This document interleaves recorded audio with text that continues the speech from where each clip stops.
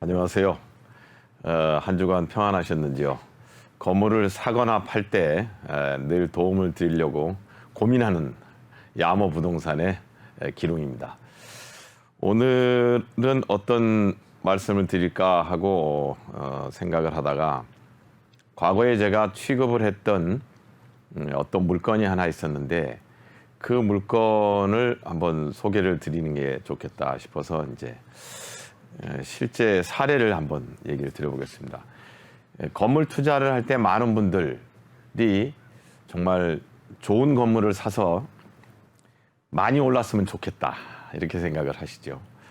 또 부동산 투자라는 것도 그렇게 땅을 하든 땅을 투자를 하든 뭐 아파트를 하든 아니면 뭐 단독 투자를 하든 단독주택을 하든 투자를 해서 많이 벌었으면 좋겠다라는 생각을 하는 게 사실 인지상정이고 공통된 마음입니다. 그런데 건물은 부동산에서 규모가 큰, 볼륨이 큰 물건에 속하지요.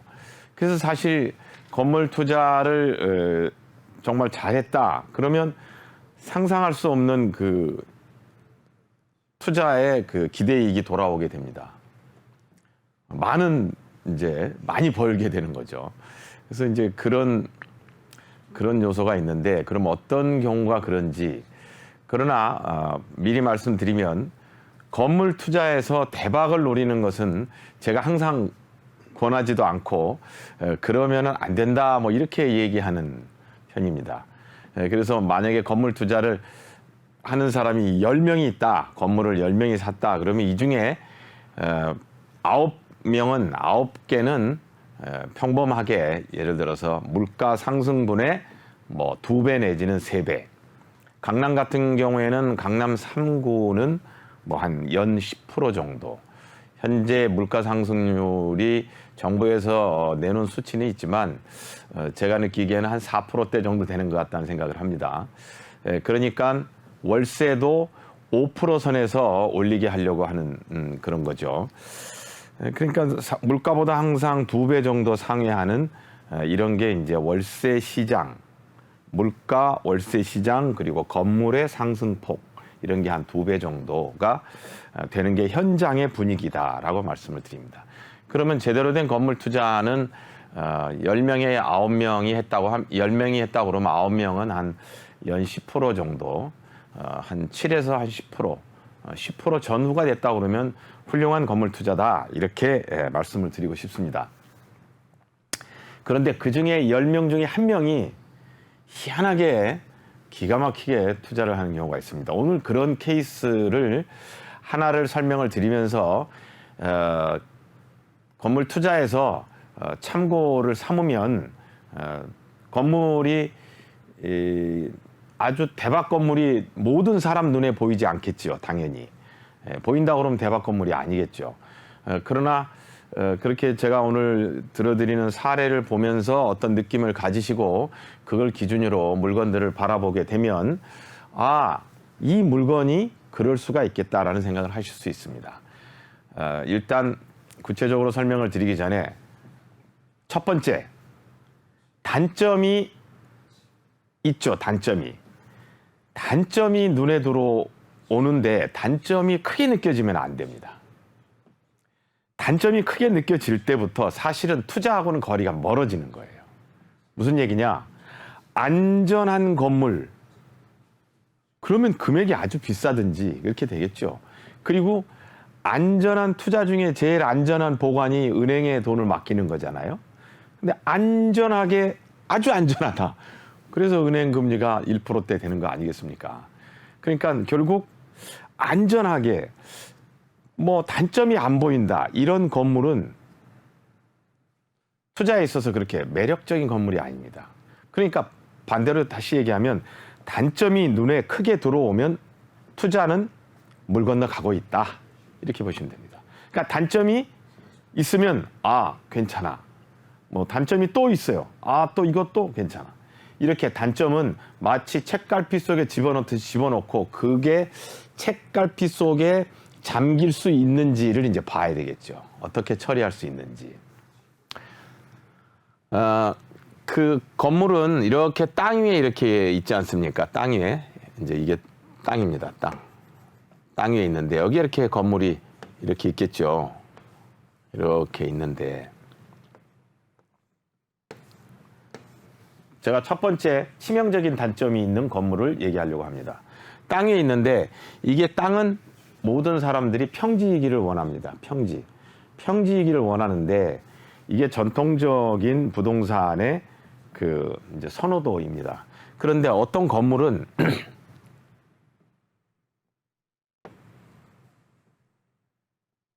이렇게 이게 산이에요, 산. 이게 산입니다. 산에 이렇게 건물이 서 있는 경우가 있습니다. 산에. 그럼 물론 요만큼은 이제 산에 들어가 있어서 사용할 수가 없지요. 요만큼은 사용할 수가 없습니다. 근데 중요한 것은 이 땅의 대지 면적이 이제 여기서부터 가령 여기서부터 여기까지가 대지 면적이라 하면 물론 건물을 더 작게 짓기 때문에 더 여유 있게 땅이 더 넓을 수가 있겠죠. 근데 쉽게 편의상 이렇게 설명을 드립니다. 이 땅의 면적이 60평입니다. 60평. 제가 예를 들고 있습니다. 땅. 이게 대지가 60평입니다. 근데 이렇게 산에 물려 있어요. 산에. 그러나 그래도 이 땅은 이 건물의 대지는 몇 평이냐? 60평인 겁니다. 첫 번째 결정적인 단점. 우리가 이런 거를 이제 전문 용어로 번면이라고 합니다. 번면. 그러나 어찌됐든 대지가 60평이고 4층 건물입니다. 4층 건물. 1층, 2층, 3층, 4층 건물입니다. 그러면 이 건물은 1층은 대지 60평에 지었는데 한 20평밖에 안 돼요. 쓸 수 있는 실평수가 1층이 1층 20평밖에 사용할 수가 없어요. 2층으로 올라가면 조금 더 넓어지고 3층으로 올라가면 조금 더 넓어지고 4층으로 올라가면 이제 60평을 쓸 수 있습니다. 근데 이런 건물이 시장에 나왔어요. 어떻게 됐을까요? 대충 또 어디에 나왔을까? 제가 얘기 드리겠습니다. 이태원입니다. 이태원. 언제?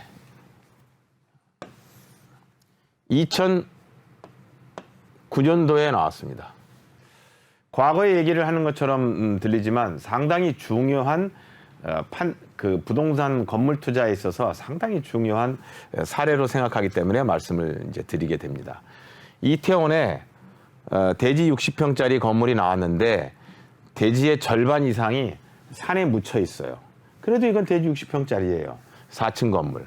그런데 이런 게 나왔는데 이게 그 당시에 2009년도에 23억에 나왔습니다. 23억에 나왔는데 방송을 보시는 여러분들도 이런 건물을 누가 사고 싶겠습니까? 아무도 안 사겠죠. 실제로 아무도 안 샀어요. 건물이 시장에 나왔는데. 근데 누군가는 먼저 샀겠죠. 그 먼저 산 거는 2006년에 누군가 샀습니다. 2006년에. 얼마에 샀냐? 19억에 샀습니다. 주인. 현 건물주.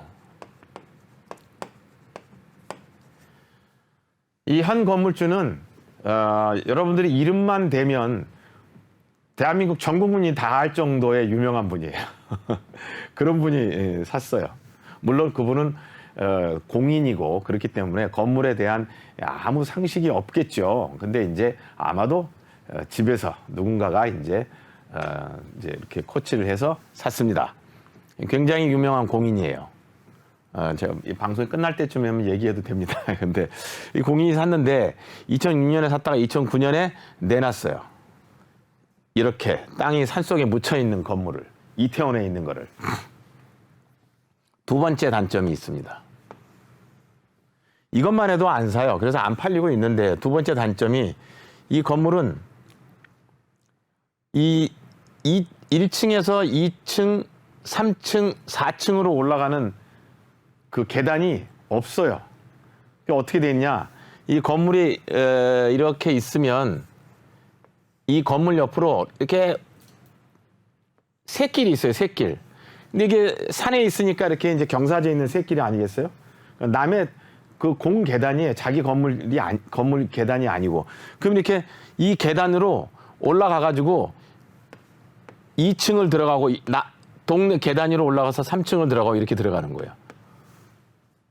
이게 뭐 자기 건물에 계단도 없고 남의 계단 위로 해서 이렇게 해가지고 이렇게 올라가야 되는 겁니다. 어떤가요? 참 기가 막히죠. 이런 건물 보기도 힘듭니다. 이게 두 번째 단점. 계단이 없습니다. 계단이 없어요. 세 번째 단점이 또 있습니다. 자, 이쯤 돼도 이제 벌써 손 놓고 다들 가요. 세 번째 단점은 이 건물이 1960년대 건물이에요. 60년대. 1960년대 건물인데 4층에 올라가면은 그 전설의 고향에 나올 법한 이 원룸인데 이게 막 문짝이 덜렁덜렁하고 쥐가 막 돌아다녀요, 쥐가. 예. 그러니까 이 건물을 보고 사람들이 올라가서 보고 다 기절하고 도망가 버려요. 60년대 건물의 관리가 전혀 안 된 쥐가 나오는 막 돌아다녀요. 그런 건물입니다. 이 세 번째 단점 들어가니까 이제 더 이상 이 건물은 살 사람이 없습니다. 더 이상 살 사람이 없어요. 이제 이런 건물을 제가 이제 보게 됐습니다. 이런 건물을. 그런데 당시에 이제 네 번째 단점이 또 있는데 2006년에 19억에 이제 이분이 샀는데 대출을 한 10억 정도 받아가지고 샀어요. 그러니까 자기 돈 내 돈 한 10억 정도 또 들어간 거죠. 그래서 샀어요. 근데 6년에서 9년이니까 3년 사이에 4억을 올려서, 이게 4억이잖아요, 갭이. 4억을 올려가지고 시장에 내놓은 거예요, 시장에. 그러니까 건물이 1960년대 건물이라 썩었지, 자기 계단도 없지, 그리고 땅은 산속에 묻혀 있지. 이걸 누가 사겠습니까? 결국 그래서 안 팔리는 거예요. 그 건물주는 또 4억이나 올려서 내놨으니까 3년 만에 안 팔리는 거죠. 안 팔립니다. 이러고 있던 건물을 제가 이제 살려고 손님을 이제 안내를 해드리려고 들어갔는데, 이제 결론적으로 말씀을 드리면 이 건물은 이제 거래가 안 됐습니다.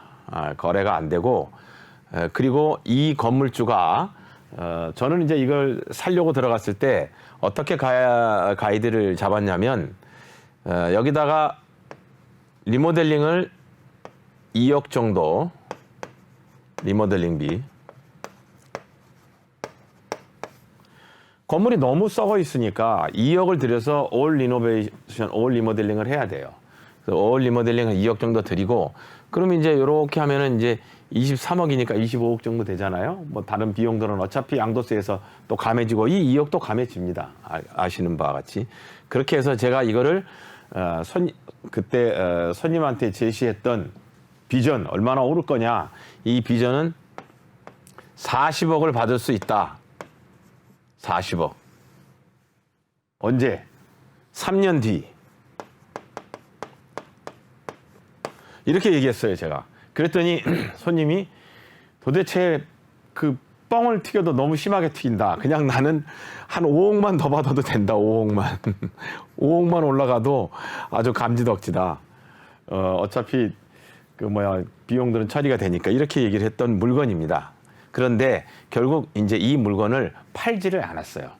이 건물주가 팔지를 않았는데, 복잡해 보이지만 이렇게 단점 투성인 건물을 리모델링으로 저는 살리려고 했던 거였고, 그래서 23억에 사서 2억 들여서 이렇게 40억을 받으려고 했던 건물입니다. 언제? 3년 뒤에. 그런데 건물주는 이 건물을 결국에 안 팔리니까 팔지 않고 건물주가 리모델링을 했어요. 리모델링을 해서 이거를 2009년에 리모델링을 해서 2012년에 이때 23억에 내놨는데 23억을 안 팔고 12년에 올 리모델링을 해서 12년에 팔았습니다. 그것도 부동산을 잘 아는 전문 그런 법인한테 팔았는데 얼마에 팔았냐면 62억에 팔았습니다. 62억에. 지금 이 방송을 만약에 유심히 보고 계시는 분이 있다 그러면 이 굉장히 엄청난 금액이죠. 금액 차가 23억에서 62억으로 튀었는데 이거는 물론 건물 투자에서는 단점을 보지 말라고 말씀드린 것처럼 사실은 99%가 위치인데 이 이태원의 위치가 그 당시에 그렇게 99%짜리는 아니었어요. 이게 위치가 어디냐면 제일기획 옆에입니다. 제일기획이라고 이제 유명한 그 광고 회사고 삼성의 계열사죠. 근데 제일기획이 옆에 있는 그 이제 건물인데 그렇게 뭐 대단한 위치가 아니에요. 이태원역으로부터 좀 떨어져 있고 좀 빠지고 그러나 우리가 등급을 나누자 그러면 한 B급지 정도는 되죠. 근데 이렇게 튀게 됩니다. 설명을 이렇게 드리면서 이제 이 마무리를 제가 드리자 그러면 단점을 크게 보면 투자는 참 어려워집니다. 단점을 크게 보지 마시고 끝으로 제가 요새 특이한 물건을 하나 접해서 짧게 말씀드리면 9호선이 땅에 대한 투자입니다. 9호선이 개통되는 곳에 개통 예정인 곳에 그린벨트들이 있어요. 그 그린벨트에 강동구 소관인데 강동구가 여기 개통되는 300m 이내를 개발하겠다는 그런 법을 이제 추진을 했습니다. 그래서 거기 근처에 물건이 나온 것이 있습니다. 300m 인근에 혹시 땅 투자에 대해서 관심이 있다고 하면 연락을 주시면 소상히 안내해 드리겠습니다. 사이즈는 한 7억 정도 됩니다. 땅은 한 150평 정도 되고. 자, 이렇게 마무리 지으면서 다음 한 주까지 평안하시길 바라겠습니다. 야모 부동산의 기룡입니다. 감사합니다. 네, 안녕하세요.